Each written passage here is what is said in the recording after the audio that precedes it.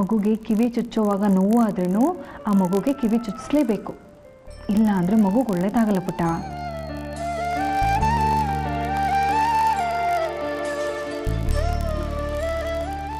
ಹಾಗಾದ್ರೆ ನನಗೆ ಕಿವಿ ಚುಚ್ಚಿಲ್ಲ?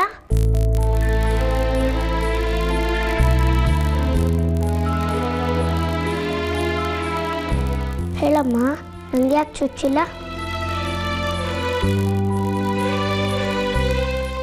ನನಗೆ ಒಳ್ಳೇದಾಗಬಾರ್ದಾ?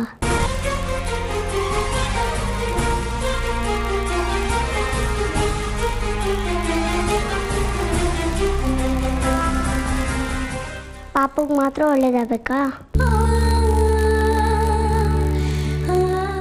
ಹಾಗೆಲ್ಲ ಮಾತಾಡಬಾರ್ದು ಅದೇ. ಆಗ ನಮ್ಮ ಪರಿಸ್ಥಿತಿ ಸರಿ ಇರಲಿಲ್ಲ, ತುಂಬ ತೊಂದರೆಲಿದ್ವಿ. ಈಗ ಹಾಗಲ್ಲ ಅಲ್ಲ, ಅದಕ್ಕೆ ಕಿವಿ ಚುಚ್ಚೋ ಶಾಸ್ತ್ರ ಮಾಡ್ತಾ ಇದ್ದೀವಿ. ನೀನು ಬೇಜಾರು ಮಾಡಿ.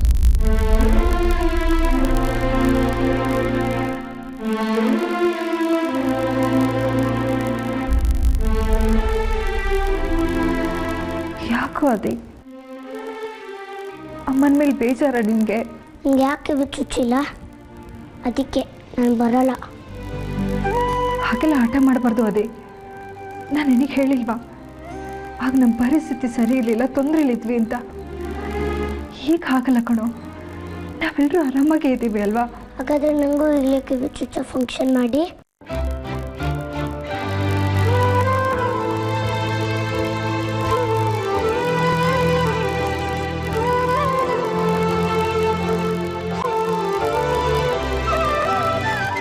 ಅದು ನೀನೀಗ ದೊಡ್ಡವನಲ್ವಾ, ಅದನ್ನು ಸಣ್ಣ ಮಕ್ಕಳಿಗೆ ಮಾತ್ರ ಚುಚ್ಸೋದು. ನಿನಗೆ ಚುಚ್ಚಿದ್ರೆ ನೋವಾಗುತ್ತೆ ಅದೇ. ನನಗೇನು ನೋವಾಗಲ್ಲ, ನೀವೇ ಹೇಳಿದ್ರಲ್ಲ ಹಿಂಗಂದ್ರೆ ಆಗ್ಬೇಕು ಅಂತ. ನಾನು ಪಾಪ ಜೊತೆ ಚುಚ್ಚಿಸ್ಕೊತೇನೆ. ಅದೇ ಈಗ ನೀನು ಚುಚ್ಚೋ ವಯಸ್ಸಲ್ಲ ಕಣೋ, ತೆಗೆಯೋ ವಯಸ್ಸು. ಹಠ ಮಾಡಬೇಡ.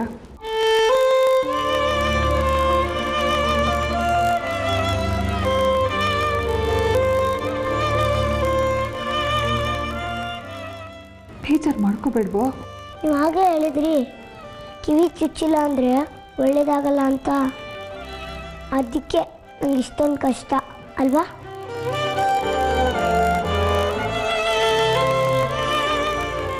ಶಶಾಂಕ್ ಅವರು ಕೋರ್ಟಿಗೆ ಬಂದರು, ನನ್ನ ಕಿಡ್ನಾಪ್ ಮಾಡಿದ್ರು.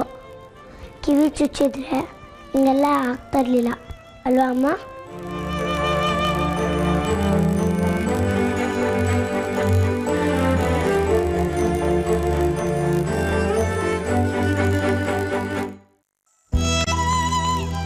ನನ್ನ ಮುದ್ದು ಬಂಗಾರ ಕಣೋ, ನೀನೇನು ಯೋಚನೆ ಮಾಡಬೇಡ. ನಿನಗೂ ನಿನ್ನ ತಮ್ಮನಿಗೂ ಒಟ್ಟಿಗೆ ಕಿವಿ ಚುಚ್ಚಿಸ್ತೀನಿ. ನೀನು ಯಾವಾಗಲೂ ನನ್ನಂತ ಖುಷಿಯಾಗಿರ್ಬೇಕು ಅನ್ನೋದು ನನ್ನ ಆಸೆ. ಅದೇ ನಿನಗೂ ನಿನ್ನ ತಮ್ಮನಿಗೂ ಒಟ್ಟಿಗೆ ಕಿವಿ ಚುಚ್ತೀನಿ, ಆಯ್ತಾ? ನಿಜವಾಗ್ಲೂ? ನಿಜವಾಗ್ಲೂ ನಂಗೆ ಕಿವಿ ಚುಚ್ತಾರೆ.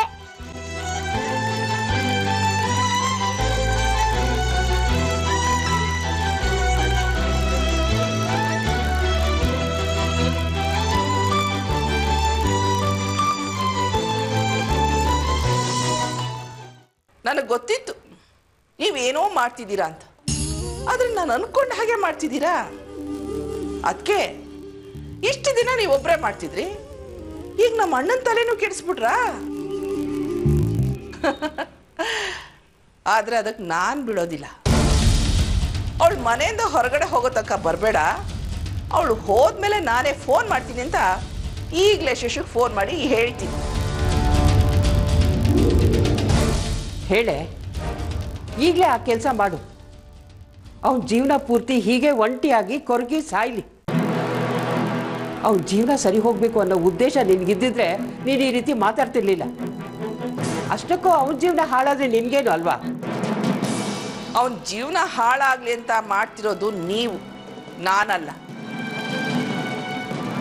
ಅವನ ಜೀವನ ಉದ್ಧಾರ ಆಗ್ಲಿ ಅಂತ ಹೋರಾಡ್ತಿರೋಳು ನಾನು. ಆದರೆ ನೀನೇನು ಹೇಳ್ತಾ ಇರೋದು? ನೀನು ಫೋನ್ ಮಾಡಿ ಮನೆಗೆ ಬರಬೇಡ ಅಂತ ಹೇಳಿದ ತಕ್ಷಣ ಅವನ ಜೀವನ ಸರಿ ಹೋಗ್ಬಿಡತ್ತಾ? ಅಲ್ವೇ? ಎಲ್ರಾಗೆ ಅವನು ಸಂಸಾರಸ್ಥನಾಗಿ ತಾನು ತನ್ನ ಹೆಂಡತಿ ತನ್ನ ಮಕ್ಕಳು ಅಂತ ಇರೋದು ಯಾವಾಗ? ಇಷ್ಟು ದಿನ ಒಂಟಿಯಾಗಿ ಅಲ್ದಿದ್ದು ಕೊರಗಿದ್ದು ಸಾಕು. ಇನ್ನು ಮುಂದಾದ್ರೂ ಅವ್ಳು ಸಂತೋಷವಾಗಿರ್ಲಿ ಬಿಡೆ. ಆದರೆ ಮೇರಿನ್ ಕಂಡ್ರೆ ಅವ್ನಿಗೆ ಆಗೋದಿಲ್ಲ. ಅವಳ ಜೊತೆ ಸಂಸಾರ ಮಾಡೋದಕ್ಕೆ ಅವ್ನಿಗೆ ಇಷ್ಟ ಇಲ್ಲ. ಇಷ್ಟ ಇಲ್ಲದೆ ಎರಡನೇ ಮದುವೆ ಮಾಡ್ಕೊಂಡ ಅವನು. ನೋಡು, ಎಲ್ರ ಸಂಸಾರದಲ್ಲೂ ಭಿನ್ನಾಭಿಪ್ರಾಯ ಇದ್ದೇ ಇರುತ್ತೆ. ಕ್ರಮೇಣ ಅದು ಸರಿ ಹೋಗುತ್ತೆ ಕಣೆ. ಹೇಗೆ ಹೇಳ್ತೀರಾ ಅದು ಸರಿ ಹೋಗುತ್ತೆ ಅಂತ? ಈಗ ಅವನು ಆದಿತ್ಯ ಬೇಕೇ ಬೇಕು ಅಂತ ಯಾಕೆ ಹಠ ಮಾಡ್ತಿದ್ದಾನೆ ಹೇಳು? ಅವನಿಗೆ ಹೆಂಡತಿ ಇಲ್ಲ, ಮಕ್ಕಳಿಲ್ಲ, ಹೇಳೋರಿಲ್ಲ ಕೇಳೋರಿಲ್ಲ. ಮುಂದೆ ತಾನು ಎಲ್ಲಿ ಒಂಟಿಯಾಗ್ಬಿಡ್ತೀನಿ ಅನ್ನೋ ಭಯ ಕಣೆ ಅವನಿಗೆ. ಆದರೆ ಇನ್ನು ಹಾಗಾಗಲ್ಲ. ಅವನು ಹೆಂಡತಿ ಬಂದಿದ್ದಾಳಲ್ವಾ? ನನಗೆ ಗೊತ್ತಾಯ್ತು ಅವಳು ಹೇಗೆ ಇಲ್ಲಿಗೆ ಬಂದ್ಲು ಅಂತ. ಶಕು, ಅವಳು ಹೇಗೆ ಬಂದ್ಲು, ಅವಳನ್ನ ಯಾರು ಕರ್ಕೊಂಡು ಬಂದ್ರು ಅನ್ನೋದು ಮುಖ್ಯ ಆಗಲ್ಲ ಕಣೆ. ಅವರಿಬ್ರು ಗಂಡ ಹೆಂಡತಿ, ಅದು ಮುಖ್ಯ.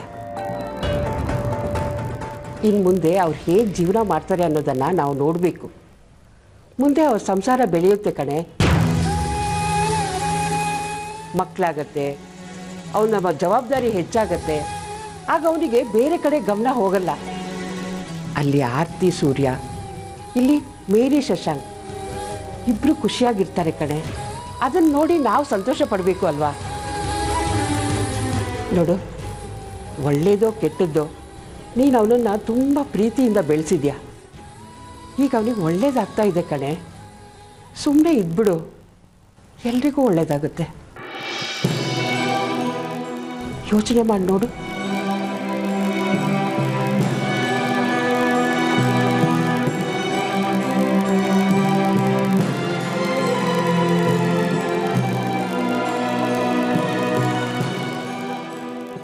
ಕಿವಿ ಚುಚ್ತಾರೆ, ನನ್ ಕಿವಿ ಚುಚ್ತಾರೆ, ನನ್ ಕಿವಿ ಚುಚ್ತಾರೆ.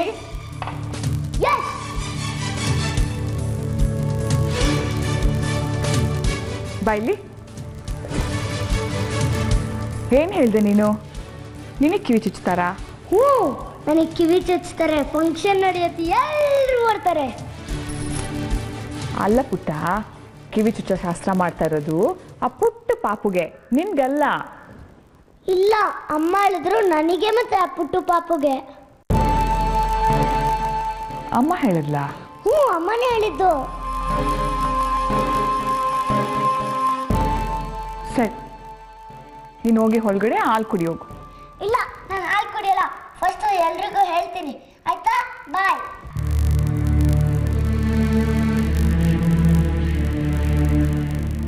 ಅಜ್ಜಿ, ಏನಾದಿ? ಕಿವಿ ಚುಚ್ಚುವಾಗ ತುಂಬಾ ನೋವುತ್ತಾ? ಯಾಕೆ, ನಿಮ್ಮಮ್ಮ ನಿಂಗೆ ಹೇಳಿಲ್ವಾ? ಅಲ್ಲ ಅಜ್ಜಿ, ಅಮ್ಮ ಒಂದೊಂದ್ಸಲ ಒಂದೊಂದು ಥರ ಆಡ್ತಾರೆ. ಒಂದ್ಸತಿ ನೋವು ಆಗತ್ತೆ ಅಂತಾರೆ, ಒಂದ್ಸತಿ ನೋವು ಆಗಲ್ಲ ಅಂತಾರೆ. ಏನಾಗುತ್ತಜ್ಜಿ? ಹಾಂ, ತುಂಬ ನೋವಾಗುತ್ತೆ. ಜ್ವರ ಬರುತ್ತೆ, ವಾಂತಿ ಆಗುತ್ತೆ, ನೆಗಡಿ ಆಗುತ್ತೆ. ಮತ್ತು ಪಾಪುಗೆ? ಆ ವಯಸ್ಸಿನ ಮಕ್ಕಳಿಗೆ ಏನು ಗೊತ್ತಾಗಲ್ಲ. ನಿನ್ನ ವಯಸ್ಸಿನ ಮಕ್ಕಳಿಗೆ ತುಂಬ ನೋವಾಗುತ್ತೆ, ಅದಕ್ಕೆ ಚುಚ್ಚಿಸ್ಕೋಬಾರ್ದು. ಹಾಗಾದ್ರೆ ನಂಗೆ ಚುಚ್ಚಲ್ವಾ? ನೀನು ಹಠ ಮಾಡಿದ್ರೆ ಇನ್ನೇನಪ್ಪ ಮಾಡ್ತಾರೆ? ಕಿವಿ ಚುಚ್ಚಿಸ್ತಾರೆ. ಹೌದು, ಇಷ್ಟು ದಪ್ಪ ಆಗಿ ದೊಡ್ಡದಾಗಿ ಆನೆ ಕಿವಿ ಥರ ಆಗ್ಬಿಡುತ್ತೆ. ಆಗ ನಿನ್ನ ಸ್ಕೂಲಲ್ಲಿ ಎಲ್ಲರೂ ಆಡ್ಕೋತಾರೆ.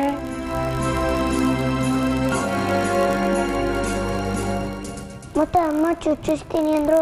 ನೀನು ಹಠ ಮಾಡಿರ್ತೀಯ, ಅವಳು ಅದಕ್ಕೆ ಹಾಗೆ ಹೇಳಿರ್ತಾಳೆ. ನೀನು ದೊಡ್ಡವನಾಗ್ತೀಯಲ್ಲ, ಅವಾಗ ಚುಚ್ಚಿಸ್ಕೊ. ಆಗ ನೋವಲ್ವಾ?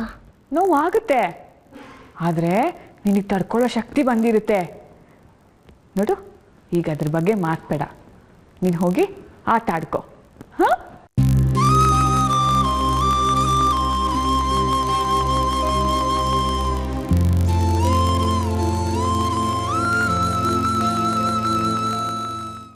ಹಲೋ ಮೇಡಮ್, ನಾನು ಮೇರಿ ಮಾತಾಡ್ತಾ ಇದ್ದೀನಿ. ಓ ಮೇರಿನಾ? ಯಾಕಮ್ಮ 2 ದಿನದಿಂದ ಸ್ಕೂಲ್ ಕಡೆಗೆ ಬಂದಿಲ್ಲ? ಸಾರಿ ಮೇಡಮ್, ನಾನು ಮಾಡಬೇಕು ಅಂತಲೇ ಇದ್ದೆ, ಸ್ವಲ್ಪ ಪ್ರಾಬ್ಲಮ್ ಇತ್ತು. ನೀವೇನೋ ಸುಲಭವಾಗಿ ಸಾರಿಗೆ ಅಂದ್ಬಿಡ್ತೀರಾ? ನನ್ನ ಬಗ್ಗೆ ಯೋಚನೆ ಮಾಡಿದ್ದೀರಾ? ವಿತೌಟ್ ಲೀವ್ ಲೆಟ್ರು ನಾನು ಹೇಗೆ ಮ್ಯಾನೇಜ್ ಮಾಡೋದು? ನೀವು ಸೀನಿಯರ್ಸೇ ಹೀಗೆ ಮಾಡಿದರೆ ಹೇಗೆ? ಗೊತ್ತಾಯ್ತು madam. Really I am sorry. ಈಗ ಇನ್ಫಾರ್ಮ್ ಮಾಡೋಣ ಅಂತಲೇ ಫೋನ್ ಮಾಡಿದ್ದು. ನಾಳೆ ಬರ್ತೀರಲ್ವಾ, ಡೀಟೇಲಾಗಿ ಮಾತಾಡೋಣ ಬಿಡಿ. ಸಾರಿ ಮೇಡಮ್, ನಾಳೆನೂ ಬರೋಕ್ಕಾಗಲ್ಲ. ಪ್ರಾಬ್ಲಮ್ ಇನ್ನೂ ಸಾಲ್ವ್ ಆಗಿಲ್ಲ. ಸರಿ, ಇನ್ನೇನು ಮಾಡೋಕ್ಕಾಗತ್ತೆ? ನಾಡದ್ದು ಬರೋದನ್ನ ಮಾತ್ರ ತಪ್ಪಿಸ್ಬೇಡಿ. ಮೇಡಮ್, ಅದು ನಾಡಿದ್ದು ಹೇಳಿ. ಮೇಡಮ್, ನನಗೆ ಇನ್ನೊಂದು 20 ಡೇಸ್ ಇಲ್ಲೇ ಕೆಲಸ ಇದೆ. ನೀವು ಪರ್ಮಿಷನ್ ಕೊಟ್ಟರೆ. ಏನು 20 ದಿನನಾ? ಸಾಧ್ಯನೇ ಇಲ್ಲ. ಎಕ್ಸಾಮ್ ಬೇರೆ ಹತ್ರ ಬರ್ತಾ ಇದೆ. ಕಡಿಮೆ ಟೀಚರ್ಸ್ ಇದ್ದಾರಂತ ನಾನು ಮೊದಲೇ ಒದ್ದಾಡ್ತಾ ಇದ್ದೀನಿ. ಇಂಥದ್ರಲ್ಲಿ ನೀವು ರಜಾ ಹಾಕಿದ್ರೆ? ಹಾಗಲ್ಲ ಮೇಡಮ್, ನಂಗೆ ಸ್ವಲ್ಪ ಪ್ರಾಬ್ಲಮ್ ಎಲ್ಲರಿಗೂ ಇರುತ್ತೆ. ಹಾಗಂತ ಹೇಳ್ದೆ ಕೇಳ್ದೆ 20 ದಿವಸ ರಜಾ ಹಾಕಿದ್ರೆ ಹೇಗೆ? ಮೇಡಮ್, ನಾನು ಕೆಲ್ಸಕ್ಕೆ ಸೇರಿದಾಗಿಂದ ಯಾವತ್ತಾದರೂ ಹೀಗೆ ಮಾಡಿದ್ದೀನ? ಇದು ನನ್ನ ಜೀವನದ ಪ್ರಶ್ನೆ, ಅದಕ್ಕೆ ಕೇಳ್ತಾ ಇದ್ದೀನಿ. ದಯವಿಟ್ಟು ಮೇಡಮ್, ಪ್ಲೀಸ್. ಆಯಿತು, ಆದಷ್ಟು ಬೇಗ ಕೆಲಸ ಮುಗಿಸ್ಕೊಂಡು ಬನ್ನಿ. Thank you madam. ಕೆಲಸ ಮುಗ್ದಿದ ತಕ್ಷಣ ಬೇಗ ಬಂದ್ಬಿಡ್ತೀನಿ.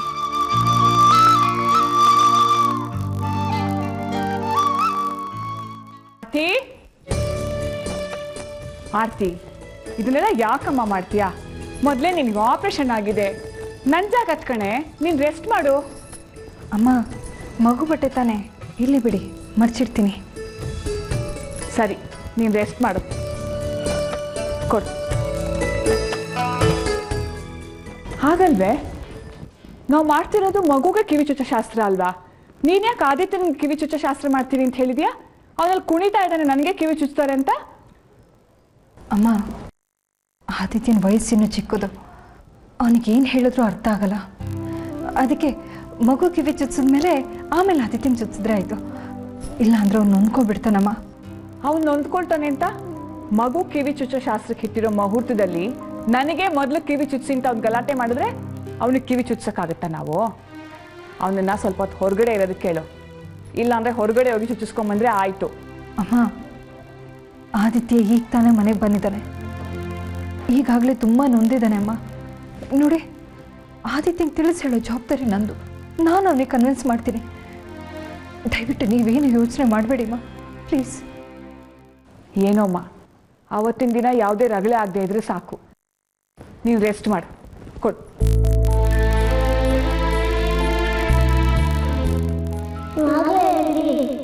ಕಿವಿ ಚುಚ್ಚಿದ್ರೆ ಒಳ್ಳೆಯದಾಗಲ್ಲ ಅಂತ, ಅದಕ್ಕೆ ಇಷ್ಟೊಂದು ಕಷ್ಟ ಅಲ್ವಾ?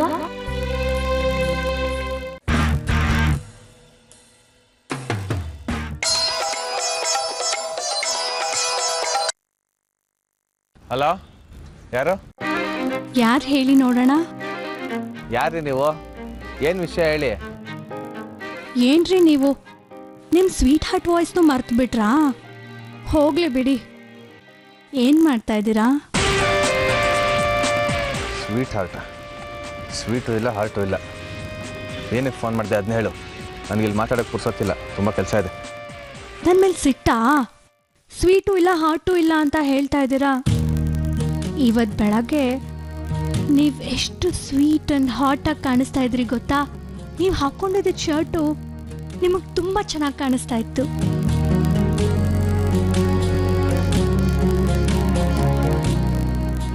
ಅದನ್ನ ಹೇಳಕ್ಕೆ ಫೋನ್ ಮಾಡಿದ್ಯಾ? ಇಡು ಫೋನು. ಇವತ್ತು ಮಧ್ಯಾಹ್ನ ನೀವು ಮನೆಗೆ ಊಟಕ್ಕೆ ಬರ್ತೀರಾ ತಾನೇ? ಅದೆಲ್ಲ ನಿನಗೆ ಯಾಕೆ? ನೀವು ಬರೋವರೆಗೂ ನಾನು ಕಾಯ್ತಾನೆ ಇರ್ತೀನಿ. ನೀನು ಯಾಕೆ ನನಗೆ ಕಾಯಬೇಕು? ಎಲ್ಲ ಬಿಡ್ಸ್ ಹೇಳಬೇಕಾ ನಿಮಗೆ? ನಾವಿಬ್ಬರೇ ಊಟಕ್ಕೆ ಕೂತು ನಗ್ನಗ್ತಾ ಊಟ ಮಾಡ್ತಾ ಮಾತಾಡ್ತಾ.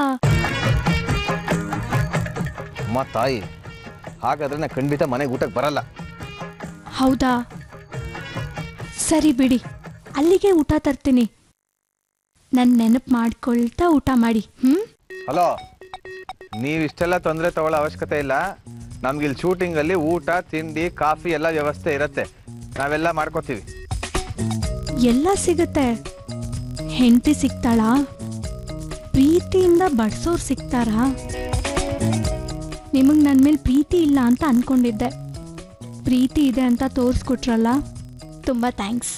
ಏನ ಊಟ ಬೇಡ ಅಂತ ಹೇಳಿದ್ದು ಕಾಳಜಿನ? ಅದ್ರಲ್ಲೇನು ಪ್ರೀತಿ ಕಾಣಿಸ್ತು ನಿನಗೆ? ಸುಮ್ಮನೆ ಏನೇನ ಮಾತಾಡ್ಬಿಡ, ದಯವಿಟ್ಟು ಫೋನ್ ಇಡು. ಮತ್ತೆ ಊಟ ತರ್ತೀನಿ ಅಂದ ಕೂಡ್ಲೆ ಇಲ್ಲೇ ಎಲ್ಲ ಕೊಡ್ತಾರೆ, ನೀನೇನು ಶ್ರಮ ತಗೋಬೇಡ ಅಂತ ಹೇಳಿದ್ರಿ. ಇದು ಪ್ರೀತಿ ಅಲ್ವಾ? ನಾನು ಹೇಳಿದ್ ನಿನಗಿಷ್ಟ ಬಂದಾಗ ಅರ್ಥ ಮಾಡ್ಕೊಂಡು ಏನೇನ ಮಾತಾಡ್ಬೇಡ. ಮತ್ತೆ ಮತ್ತೆ ಫೋನ್ ಮಾಡಿ ತಲೆಯನ್ನು ತಿನ್ಬೇಡ. ಇಡು ಫೋನ.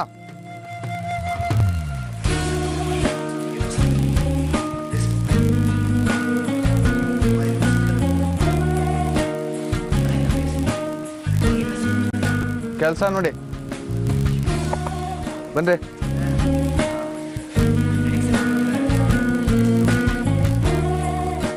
ನಾನು ಅವಳ ಮೇಲೆ ಕಾಳಜಿಯಿಂದನೇ ಈಗೇನಾದರೂ ಮಾತಾಡಿದ್ನ?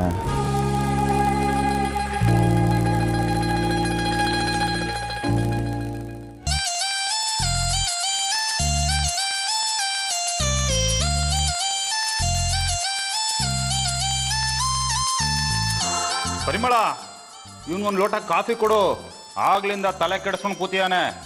ಕಾಫಿ ಕುಡಿದು ತಲೆನ ಸರಿ ಮಾಡ್ಕೊಳ್ಳಿ. ಅಣ್ಣ ಸುಮ್ಮನಿರೋಣ, ನೀನೊಬ್ಬ. ಅದಕ್ಕೆ ಕಾಫಿ ಕೊಡಿ ಒಂದು ಲೋಟ ಬೇಗ. ಅದೇನೋ ಬರೀತಾ ಇದೆಯಾ? ಸ್ಕೂಲು ಕಾಲೇಜಲ್ಲಿ ಇಷ್ಟೊಂದು ಕಷ್ಟಪಟ್ಟು ಓದಿದ್ರೆ ರ್ಯಾಂಕ್ ಬಂದ್ಬಿಡ್ತಿದ್ದೆ. ನಾನು IAS ಆಫೀಸರ್ ಅಣ್ಣ ಅಂತ ಹೇಳ್ಕೊಂಡು ಅಡ್ಡಾಡ್ಬೋದಿತ್ತು. ಅದೇನು ಬರೀತಿದ್ಯಾ? ಮುಗ್ದಿಲ್ವಾ ಇನ್ನು? ಹಲೋ ಬ್ರದರ್, ಸ್ವಲ್ಪ ಸುಮ್ಮನೆ ಕೂತ್ಕೊಂತೀರಾ? ನಾನು ಸಿಕ್ಕಾಬಡೆ ಕೆಲಸ ಮಾಡ್ತಾ ಇದೀನಿ. ತಮ್ಮ ಥರ ಸುಮ್ಮನೆ ಓಸಿ ಕಾಫಿ ಕುಡಿತಾ ಇಲ್ಲ. ಅಂದ್ರೇನು? ನಾನು ಯಾವ ಕೆಲಸನೂ ಮಾಡಿದೆ ಆರಾಮಾಗಿ ಕೂತಿದ್ದೀನಿ ಅಂತ ಅರ್ಥನಾ? ಪರವಾಗಿಲ್ಲ ಕಣ, ನೀನು ಚಿಗುರ್ಕೊಂಡ್ಬಿಟ್ಟೆ. ಹೋಗ್ಲಿ, ಎಲ್ಲರ ಹೆಸರು ಬರ್ದಾಯ್ತಾ? ಮುಗೀತಪ್ಪ ಕೊನೆಗೂ. ಸರಿ ಕೊಡಲಿ, ಯಾರ್ಯಾರ ಹೆಸರು ಬರ್ದಿದ್ಯಾ ಅಂತ ನೋಡ್ತೀನಿ. ಬಾಗ ಅಮ್ಮ, ಒಂದು ಮಾತು. ಏನಾಗ್ತಿ? ಇನ್ನೇನಾದ್ರೂ ಬೇಕಾಗುತ್ತಾ? ಹೀಗೂ ಶೋಭಾಮನ್ ಕರಿತಾ ಇದ್ದೀವಿ, ಜೊತೆಗೆ ಮೇರಿಯವ್ರನ್ನ ಕರೆಯೋಣ ಅಮ್ಮ. ಕರಿಬೋದು, ಕರಿಬಾರ್ದು ಅನ್ನೋ ಮನೋಭಾವನೆ ಏನೂ ಇಲ್ಲ ಆರ್ತಿ. ನೀನೇ ಯೋಚನೆ ಮಾಡು. ನಾವು ಮಗುಗೆ ಆರತಿ ಮಾಡುವಾಗ, ಹರಿಸೋವಾಗ ಮುತ್ತೈದರಿಗೆಲ್ಲ ಅರಿಶಿನ, ಕುಂಕುಮ, ಫಲ ತಾಂಬೂಲ ಎಲ್ಲ ನಾವು ಕೊಡ್ತೀವಿ. ಅವು ಸಂಪ್ರದಾಯದಲ್ಲಿ ಅಲ್ಲಿದೆಯೋ ಇಲ್ವೋ ಗೊತ್ತಿಲ್ಲ. ಅದಕ್ಕೆ ಅವರೆಲ್ಲ ಅಡ್ಜಸ್ಟ್ ಆಗಬೇಕಲ್ಲ. ಅಮ್ಮ, ಆದರೂ ಒಂದು ಸಲ ಕರೆಯೋಣ. ಬರೋದು ಬಿಡೋದು ಅವ್ರಿಗೆ ಬಿಟ್ಟಿದ್ದು. ಪ್ಲೀಸ್ ಅಮ್ಮ. ನೋಡು, ನಾವು ಕರೆದ್ರೂ ಅವ್ರು ಬರದೇ ಇದ್ದರೆ ನಮಗೆ ಇನ್ಸಲ್ಟ್ ಮಾಡಿದಾಗುತ್ತೆ. ಈ ಫಂಕ್ಷನಲ್ಲಿ ಬೇಡ, ಇನ್ನೊಂದು ದಿವಸ ಯಾವತ್ತಾದ್ರೂ ಅವ್ರನ್ನ ಮನೆಗೆ ಕರೆಯೋಣ. ಅಮ್ಮ, ನಿಮಗೆ ನೆನಪಿದ್ಯಾ ಅವತ್ತು ಮೇರಿಯವ್ರನ್ನ ಕಳಿಸ್ಕೊಡ್ಬೇಕಾದ್ರೆ ಅವ್ರೇನು ಹೇಳಿದ್ರು ಅಂತ? ಅವರಿಗೆ ಧರ್ಮದ ಬಗ್ಗೆ ಭೇದ ಭಾವ ಇಲ್ಲ ಅಮ್ಮ. ಖಂಡಿತವಾಗ್ಲೂ ಅವ್ರು ನಮಗೆ ಅಡ್ಜಸ್ಟ್ ಆಗ್ತಾರೆ. ಪ್ಲೀಸ್ ಅಮ್ಮ. ಅದು ಅಲ್ಲದೆ ಅವರು ಯಾಕಾರ್ತಿ ನಿಲ್ಲಿಸ್ಬಿಟ್ಟೆ? ಏನು ಹೇಳು? ಅಕ್ಕ, ಇವತ್ತು ಆದಿತ್ಯ ನಮ್ಮ ಮನೇಲಿದ್ದಾನೆ ಅಂದರೆ ಅದಕ್ಕೆ ಕಾರಣ ಮೇರಿಯವರು. ನಮ್ಮ ನಗು, ಸಂತೋಷ ಇದಕ್ಕೆಲ್ಲ ಅವರೇ ಕಾರಣ ಅಕ್ಕ. ಅದಕ್ಕೆ ಅವ್ರು ನಮ್ಮ ಫಂಕ್ಷನಲ್ಲಿ ನಮ್ಮ ಜೊತೆಲೇ ಇದ್ದರೆ ಚೆನ್ನಾಗಿರುತ್ತಲ್ವಾ? ಅವ್ರು ನಮ್ಮೆಲ್ರಿಗೂ ತುಂಬ ಹತ್ರದವರು ಅಕ್ಕ. ಹೌದಮ್ಮ, ಆರತಿ ಹೇಳೋದು ಸರಿಯಾಗೇ ಇದೆ. ಅವ್ರನ್ನ ಖಂಡಿತ ಕರೆಯೋಣ. ಹೌದಮ್ಮ, ನಮ್ಮ ಮರಿಗುಂಡ ನಮ್ಮ ಮನೆಗೆ ಬರೋದಕ್ಕೆ ಅವರೇ ಕಾರಣ. ಅವ್ರನ್ನ ಕರ್ಸೋಣಮ್ಮ ಪ್ಲೀಸ್. ಅಮ್ಮ, ಅವ್ರಿಗೂ ಒಂದು ಹೊಸ ಅನುಭವ ಆಗುತ್ತೆ. ಭಾಸ್ಕರ, ಹೆಸರು ಬರೆದ್ಬಿಡು. ಆಯ್ತು, ಬರಲಿ ಬಿಡು.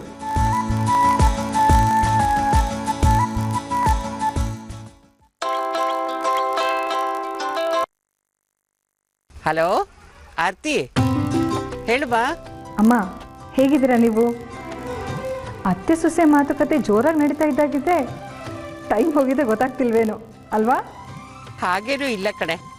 ಅವಳು ಯಾರ ಹತ್ರನೂ ಜಾಸ್ತಿ ಮಾತಾಡಲ್ಲ. ಚಿಕ್ಕಂದಿಂದ ತುಂಬ ಕಷ್ಟ ಅನುಭವಿಸಿದಾಳಲ್ವಾ, ಅದಕ್ಕೆ ಸ್ವಲ್ಪ ಸೈಲೆಂಟು. ಆರ್ತಿ, ಅವಳು ಎಲ್ಲ ನಿಂತರನೇ ಕಡೆ, ತುಂಬಿದ ಕೊಡ. ಅದೇನು ಸಂಸ್ಕಾರ, ಅದೇನು ವಿನಯ ಅಂತೀಯ? ಅಮ್ಮ, ಅವಳಿಗೆ ಫೋನ್ ಕೊಡ್ತೀರಾ? ಅವಳು ಮನೇಲಿ ಇಲ್ಲ ಕಡೆ, ಹೊರಗಡೆ ಹೋಗಿದ್ದಾಳೆ. ಅವಳು ಬಂದ ತಕ್ಷಣ ನಿನಗೆ ಫೋನ್ ಮಾಡಿಸ್ತೀನಿ, ಆಯ್ತಾ? ನೀನು ಹೇಗಿದ್ಯಾ ನೋಡು. ನೀನು ಹಸಿ ಬಾಣಂತಿ, ಜಾಸ್ತಿ ಹೊತ್ತು ಕೂತ್ಕೊಳ್ಳೋದು, ಎದ್ದು ಓಡಾಡೋದು ಎಲ್ಲ ಮಾಡಬಾರ್ದು. ಈಗೇನೋ ರಕ್ತ ಬಲ ಇದೆ, ಗೊತ್ತಾಗಲ್ಲ. ಮುಂದೆ ತುಂಬ ಕಷ್ಟ ಆಗುತ್ತೆ ಕಡೆ. ಮಗ ಹೇಗಿದ್ದಾನೆ? ಚೆನ್ನಾಗಿದ್ದಾನಾ? ಅಮ್ಮ, ಎಲ್ಲರೂ ಸಂತೋಷವಾಗಿ ಆರಾಮಾಗಿದ್ದೀವಿ. ಅಮ್ಮ, ನನ್ನ ಮಗನ ಮುಖ್ಯವಾದ ವಿಷಯ ಹೇಳಬೇಕಿತ್ತು. ಮುಖ್ಯವಾದ ವಿಷಯನಾ? ಏನಮ್ಮ ಅದು? ಅಮ್ಮ, ಮಗುಗೆ ಕಿವಿ ಚುಚ್ಚೋ ಶಾಸ್ತ್ರ ಮತ್ತು ನಾಮಕರಣನ ಒಟ್ಟಿಗೆ ಮಾಡೋಣ ಅಂತ ಇದ್ದೀವಿ. ಅದನ್ನು ಹೇಳೋಣ ಅಂತಲೇ ಕಾಲ್ ಮಾಡಿದೆ. ತುಂಬ ಸಂತೋಷ ಅಮ್ಮ, ಎಲ್ಲ ಚೆನ್ನಾಗಾಗಲಿ. ಅಮ್ಮ ಕೂಡ ನಾನು ಅಜ್ಜಿ ಜೊತೆ ಮಾತಾಡ್ತಾನೆ. ಒಂದು ನಿಮಿಷ ಇರು. ಹೌದು ಅಮ್ಮ, ನಾನು ಫಸ್ಟ್ ಮಾತಾಡಬೇಕು. ಒಂದು ನಿಮಿಷ ಇರು, ನಾನು ಮಾತಾಡ್ಬಿಟ್ಟು ಕೊಡ್ತೀನಿ. ಒಂದು ನಿಮಿಷ ಇರು, ಅದಕ್ಕೆ ನಿಮಗೆ ಕೊಡ್ತೀನಿ. ಒಂದು ನಿಮಿಷ ಇರು. ಹಲೋ ಅಮ್ಮ, ಪಾಪು ಅಳ್ತಾ ಇದೆ, ನಾನು ನಿಮಗೆ ಆಮೇಲೆ ಕಾಲ್ ಮಾಡ್ತೀನಿ. ಹಾಂ, ಅಲ್ಲಿವರೆಗೆ ಆದಿತ್ಯನ ಹತ್ರ ಮಾತಾಡ್ತಾ ಇರಿ. ಬಾಯ್. ತಗೋ. ಹಲೋ ಅಜ್ಜಿ, ಏನು ಮಾಡ್ತಿದ್ದೀರಾ? ನಾನು ನನ್ನ ಪುಟ್ಟು ಮರಿ ಮಾತಾಡೋದನ್ನ ಕೇಳ್ತಾ ಇದ್ದೀನಿ. ಏನೋ ಗುಂಡು ಮರಿ, ನೀನೇನೋ ಮಾಡ್ತಾ ಇದೀಯಾ? ನಾನು ನಿಮ್ಮ ಜೊತೆ ಮಾತಾಡ್ತಾ ಇದ್ದೀನಿ. ನಾನು ನಿಮಗೆ ಒಂದು ವಿಷಯ ಹೇಳಬೇಕು. ಹೇಳು ಪುಟ್ಟ. ಆ ಪಾಪುಗೆ ಕಿವಿ ಚುಚ್ತದಲ್ಲ, ಯಾಕೆ? ಅದು ಕಿವಿ ಚುಚ್ಚೋದು ನನಗೆ ಗೊತ್ತು, ಪಾಪುಗೆ ಒಳ್ಳೇದಾಗ್ಲಿ ಅಂತ ತಾನೆ. ಅಯ್ಯೋ, ನನ್ನ ರಾಜಗೆ ಎಲ್ಲ ಗೊತ್ತಲ್ಲಪ್ಪ. ನೀನು ಹೇಳಿದ್ ಕರೆಕ್ಟು ಪುಟ್ಟ. ಕಿವಿ ಚುಚ್ಚಿದ್ರೆ ಪಾಪಗೆ ಒಳ್ಳೇದಾಗತ್ತೆ. ಮತ್ತೆ ನನಗೆ ಯಾಕೆ ಚುಚ್ಚಿಲ್ಲ?